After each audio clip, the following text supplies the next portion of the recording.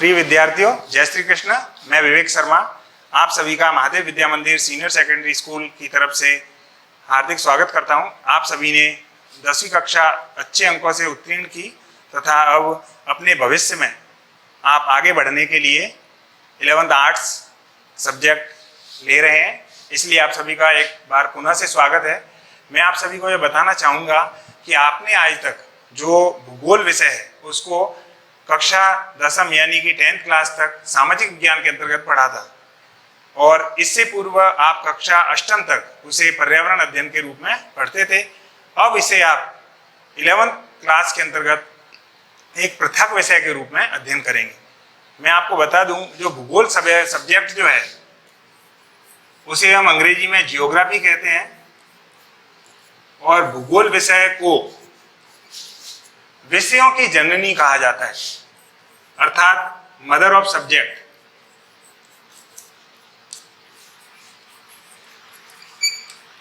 आप ये सोचेंगे कि इसे तो हमने अब तक सामाजिक विज्ञान के अंतर्गत पढ़ा था, फिर ये विषयों की जननी कैसे हो गई? तो मैं आपको बताना चाहूंगा कि ऐसे प्राचीन काल से लेकर और आने वाले समय के बारे में भी जो विषय अध्ययन करता है वह एक भूगोल है।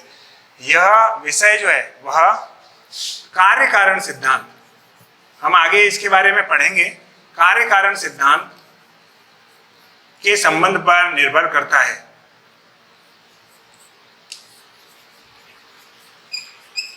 जिसमें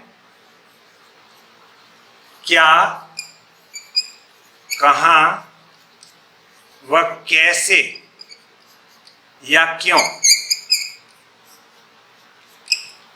तथ्यों पर मुख्य तौर पर ध्यान दिया जाता है। कोई भी विषय जो है वह अध्ययन करेगा कि उसमें क्या हुआ, कहां पर हुआ, या केवल अध्ययन करेगा या क्यों हुआ, जबकि भूगोल इसके तीनों भागों क्या, कहा और कैसे का अध्ययन करेगा। जैसे हम मान लें कि किसी एक स्थान पर ज्वालामुखी विस्फोट हुआ या किसी स्थान पर आग लग गई, तो हम ये देखेंगे कि क्या हुआ, अर्थात आग लग गई, कहां पर लग गई, जैसे मान लीजिए किसी एक जंगल में लग गई। लेकिन भूगोल इसका संश्लेषित अध्ययन करेगा कि इसका क्या कारण था, ऐसा क्यों हुआ। तो हम इसके बारे में पढ़ेंगे विस्तार से कि भूगोल जो है उसे हमें मुख्य तौर पर अलग से एक सब्जेक्ट के रूप में क्यों पढ़ना चाहिए। तो हम आइए शुरू करते हैं इसकी फर्स्ट यूनिट, भूगोल एक विषय के रूप में। भूगोल एक विषय के रूप में, अर्थात भूगोल को एक पर्सनली सब्जेक्ट के रूप में अध्ययन करना। भूगोल जो शब्द है, भूगोल शब्द जो है वो अंग्रेजी भाषा के जियोग्राफी शब्द का हिंदी रूपांतर है जियोग्राफी।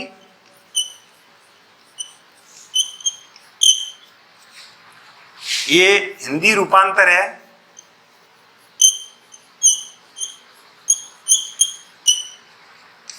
जियोग्राफी शब्द का। और जो ज्योग्राफी शब्द है वह ग्रीक भाषा, ग्रीक अर्थात लैटिन जो भाषा है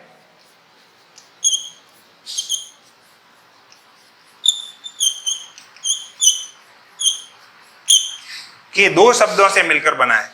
दो शब्द जो वह है एक है जियो और दूसरा है ग्राफोस। तो जियो और ग्राफोस, जिसमें जियो का अर्थ होता है पृथ्वी या भू और ग्राफोस का अर्थ होता है वर्णन या अध्ययन।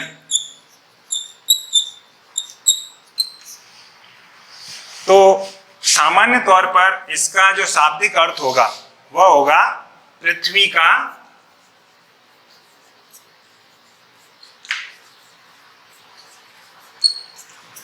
डियर स्टूडेंट, मैं टॉपिक को लगातार लिख रहा हूं, आप उसे पॉज करके और लिख सकते हैं, उससे हम आगे कंटिन्यू रखेंगे। आगे हम देखेंगे कि भूगोल जो है उसका अर्थ हुआ पृथ्वी का वर्णन। अब आगे टॉपिक आता है कि भूगोल जो है उस शब्द की खोज जो है वो कहां से हुई या किसने की, तो भूगोल शब्द जो है वह दिया था आर्यभट्ट ने। भूगोल शब्द आर्यभट्ट जो गणितज्ञ थे उन्होंने दिया था। और जो जियोग्राफी शब्द है वह सर्वप्रथम इरेटास्थनीज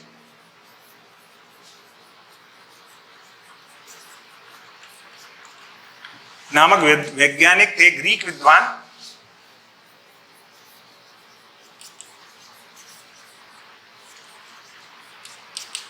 इनका टाइमिंग पीरियड है 276 से 194 बीसी। अब इस बीसी का अर्थ जो है वह क्या होता है, इसका अर्थ हिंदी में होता है ईसा पूर्व, अंग्रेजी में हम इसे कहेंगे बिहाइंड ऑफ क्राइस्ट।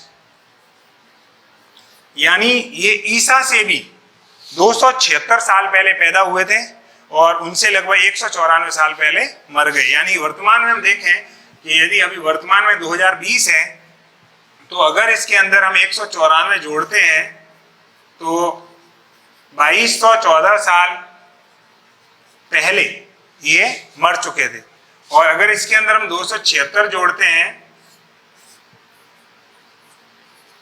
तो 2296 वर्ष पूर्व ये पैदा हुए थे। तो आपको ये समझ में आ गया होगा कि ईसा पूर्व का अर्थ क्या होता है। इरेटास्थनीज ने अपनी पुस्तक जियोग्राफिका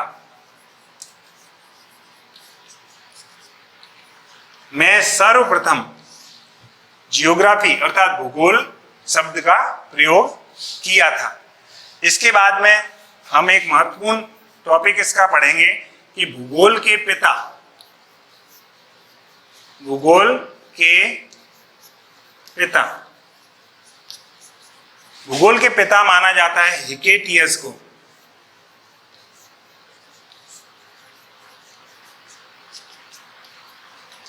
ये महत्वपूर्ण लाइन कि भूगोल शब्द जो है, ज्योग्राफी शब्द, इसका सर्वप्रथम प्रयोग किया इरेटास्थनीज ने, लेकिन पिता कहा जाता है हिकेटियस को।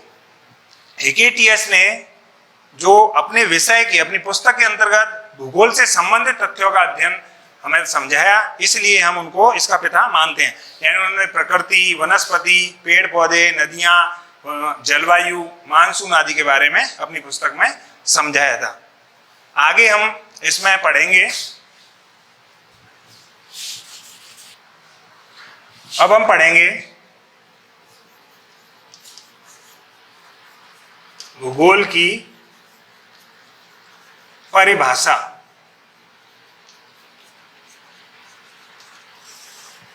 हमने अभी पढ़ा कि आर्यभट्ट ने भूगोल शब्द दिया था, तो भूगोल शब्द उन्होंने पृथ्वी के तथा अन्य ग्रहों के को गोल मानने के कारण दिया है कि पृथ्वी व अन्य पिंड, पिंड मतलब ग्रह, तारे वगैरह, सभी गोलाकार हैं। तो भारतीय दार्शनिकों के आधार पर जो पृथ्वी है वह अन्य पिंड है, वह गोलाकार है, जबकि यूनानी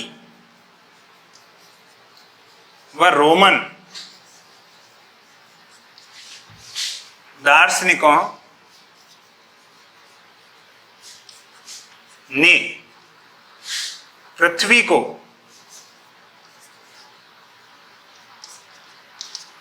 चपटा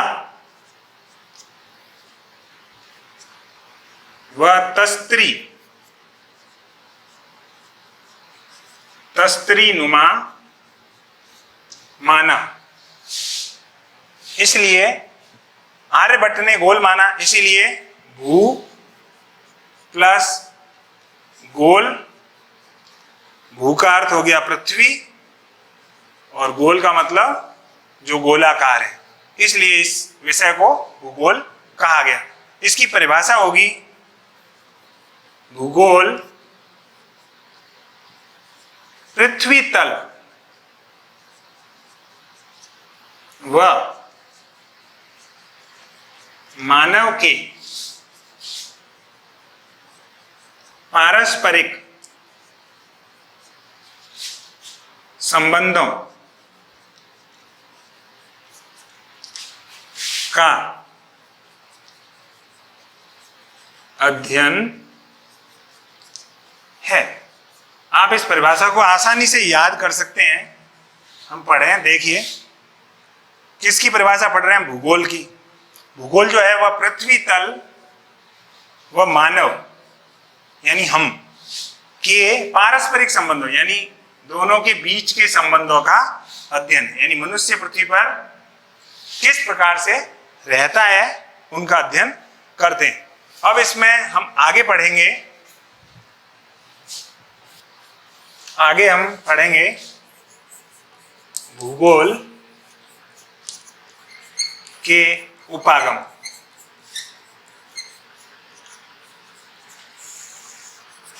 उपागम को एक तरीके से हम उसके भाग के रूप में भी समझ सकते हैं। तो भूगोल जो है उसे दो उपागम में बांटा गया है। यानी भूगोल को हम दो भागों में बांटकर अध्ययन कर सकते हैं। नंबर एक, विषय वस्तुगत उपागम, और नंबर दो, प्रादेशिक उपागम। जैसा कि इनके नाम से स्पष्ट है, पहला नंबर एक, विषय वस्तुगत उपागम। विषय वस्तु यानी जिसकी कोई एक पूरा फिक्स टॉपिक हो, इसे हम क्रमबद्ध यानी सिस्टमैटिक क्रमबद्ध उपागम भी कहते हैं। इसके प्रणेता अलेक्जेंडर वॉन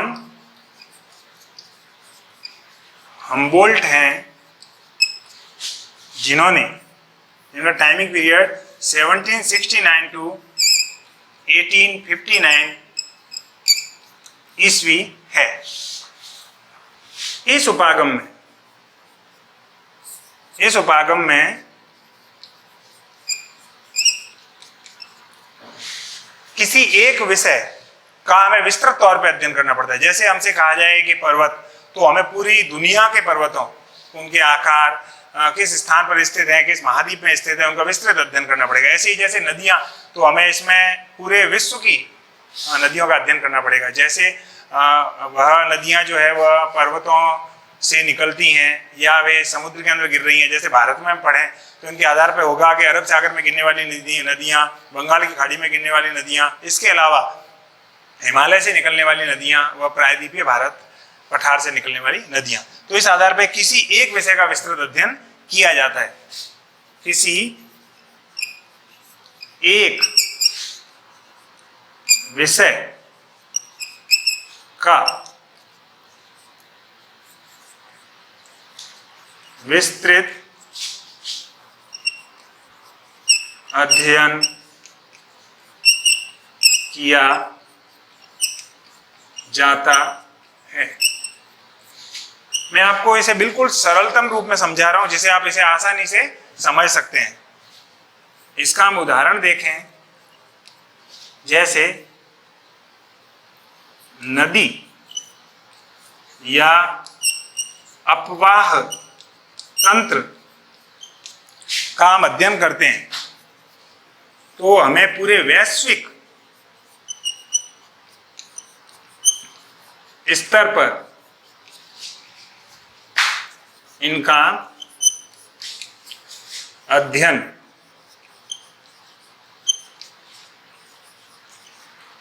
करना होगा। इसके पश्चात आता है दूसरा टॉपिक। दूसरा उपागम है प्रादेशिक उपागम। जैसा कि इसके नाम से स्पष्ट है, प्रादेशिक यानी किसी एक प्रदेश का प्रादेशिक उपागम। इसे हम क्षेत्रीय उपागम भी कहते हैं। इसका अर्थ कि किसी एक क्षेत्र के बारे में अध्ययन करना। क्षेत्रीय उपागम में इसके प्रणेता जो हैं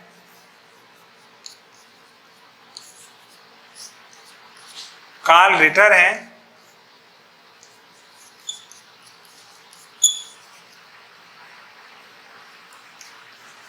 इनका टाइमिंग पीरियड 1779 टू 1859 ईस्वी है।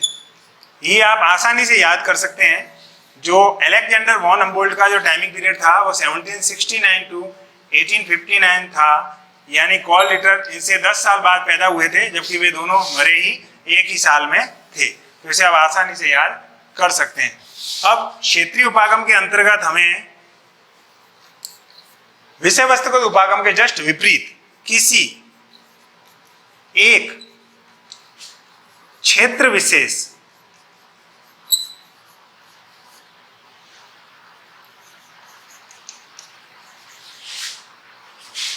का विस्तृत अध्ययन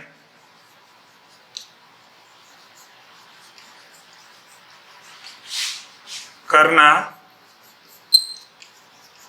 होता है। जैसे हमसे कहा जाए उदाहरण के तौर पे कि भारत, तो हमें इसमें भारत की जलवायु, केवल भारत की अपवाह तंत्र, यानी भारत में कौन कौन सी नदियां, किस प्रकार की नदियां कहां से निकलती हैं, अपना जल कहां उड़ेलती हैं, अपवाह तंत्र, मानसून, वनस्पति, मृदा आदि टॉपिक का विस्तृत अध्ययन करना होगा, वो भी केवल एक क्षेत्र अर्थात भारत का। आगे हम इस टॉपिक में पढ़ेंगे। फिर विद्यार्थियों, मुझे पूर्ण आशा है कि आपको भूगोल का रेफरेंस अच्छी तरह से समझ में आया होगा और मैं आपको इस टॉपिक में जो आपको पढ़ा चुका हूं उसे आप अच्छी तरह से समझ चुके होंगे। इसके अलावा हम भूगोल की शाखाएं और पृथ्वी की आकार आकृति, कंप्यूटर कार्टोग्राफी, जीआईएस, जीपीएस का अध्ययन अगले वीडियो में करेंगे। नई अपडेट्स को प्राप्त करने के लिए आप विद्यालय के चैनल को लाइक करें, सब्सक्राइब करें और कमेंट करें। धन्यवाद।